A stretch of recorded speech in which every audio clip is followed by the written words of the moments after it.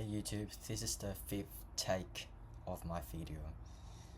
I've made so many mistakes in the previous takes, so hopefully I can make this this time. This is an article from The Guardian, written by Nicholas Davis, who is a science correspondent. Migration during adolescence linked to increased psychosis risk, study finds.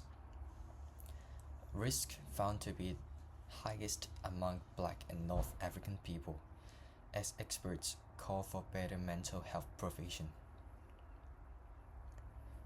People who migrate in adolescence have an increased risk of psychosis.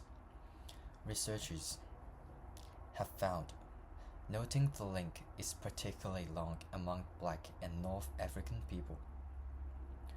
While research has previously suggested migration could play a role in the increased risk of psychosis among people from ethnic minorities, the study suggests age could be an important factor.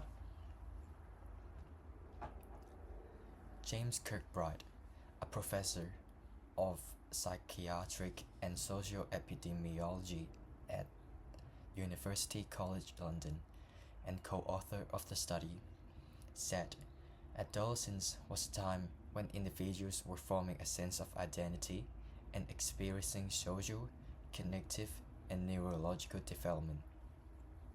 He said, so migrating during adolescence, which interrupts social network formation, and may require teenage migrants to learn a new language, navigate new social and cultural norms and customs, and manage new social environments, including potential exposure to racism and discrimination known to be associated with psychosis risk, could all play a part in making adolescent migration a particularly vulnerable period for increasing future of psychosis risk.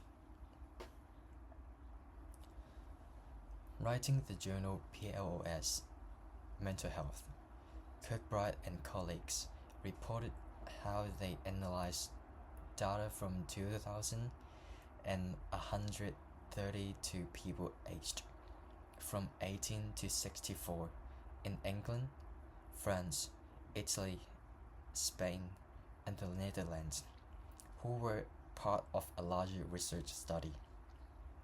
Of this group, 937 people had experienced a first episode of a psychotic disorder, with this occurring after migration in those that had migrated.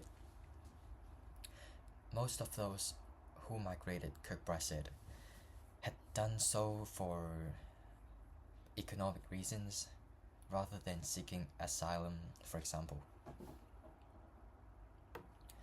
After taking into account factors including ethnicity, markers of social disadvantage, and parental history of psychosis, the team found those who migrated between the ages of 11 and 17 had almost twice the risk of developing psychosis compared with white people who had never migrated. However, there was no increased risk for people who migrated in infancy, early childhood, or adulthood. In a further analysis, the team found the increased risk of psychosis in adolescence was significantly only among Black and North African migrants, while Kirkbride noted the exact association was hard to pin down because of the small size of latter group in the study. The risk of psychosis was at least 2 to 3 times higher for those grouped than for white people who had not migrated. The analysis also revealed that North African adults, Black people of all ages, and non-migrants who were Black and from mixed ethnic backgrounds were at greater risk of psychosis compared with non-migrants, white non-migrants. There was no such increase for white or Asian migrants. Hama and Leib, the first author of the study, also from UCL, said white people were non-visible minorities in Europe, meaning they did not face the same disadvantages or may be able to adapt more easily. They may also be more likely to migrate within Europe and not experience the same disadvantages pre-migration or post-migration, she said.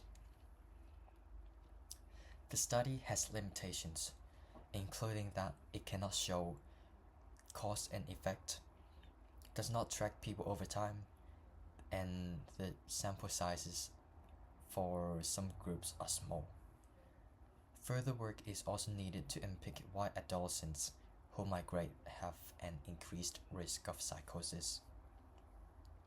Kirkbride said, what we should be focusing on for that group is always to help them manage their mental health and help them integrate into society so that they armed with social skills they need to navigate new environments and avoid developing serious mental health issues. Dr. Adam Coutts, of the University of Cambridge, who was not involved in the work, said, the health impacts on asylum seekers would be worse given the insecurity and lack of access to services and jobs they faced. The key issue is that the plight of economic migrants, refugees, and asylum seekers has exposed the fragile nature which government frontline services are in such as mental health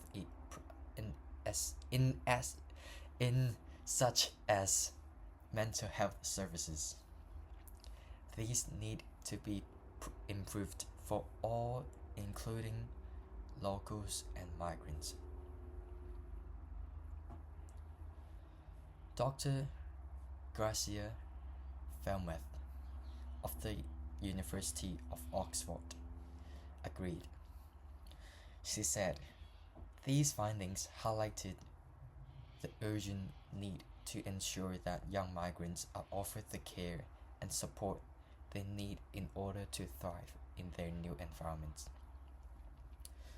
This is the end of the article.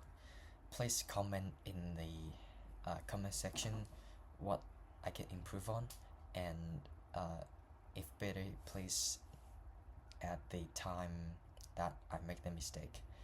Thank you.